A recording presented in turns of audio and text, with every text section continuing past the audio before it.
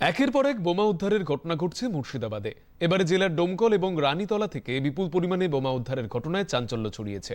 রানীতলার বাড়িয়া নগরে এক পুকুরের মধ্যে থেকে উদ্ধার হয়েছে 30টি সকেট বোমা। আর ডোমকলের মেহেদি পাড়ায় এক বাঁশঝাড় থেকে গতরাতে উদ্ধার হয় 25টি সকেট বোমা।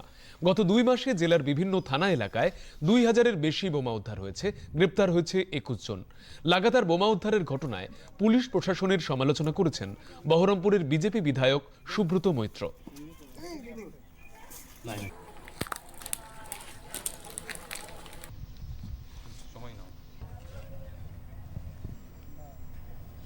সুপারিনটেনডেন্ট সাহেব আসার পর থেকে যে ধরনের অভিযান চালিয়ে আমরা বোমা দেখতে পাচ্ছি, যে উনি বার করে আনছেন বিভিন্ন গ্রামের বিভিন্ন দুর্গম এলাকা থেকে। ওনার কাছে আমাদের প্রশ্ন, মুর্শিদাবাদ জেলা 22,000 তো তুচ্ছ, লাখো লাখো বোমা বেরাবে, কিন্তু বোমা বানাচ্ছে যারা, যে দুষ্কৃতীদের হাতে বোমা নিক্ষেপ হবে তাদের উনি ধরুন, তাদেরকে উনি প্রকাশ্যে আনুন, তবেই তো আমরা বুঝতে পারবো এই মুর্শিদাবাদ জেলায় বোমা বানাচ্ছে কারা আর বোমা মারবে কারা।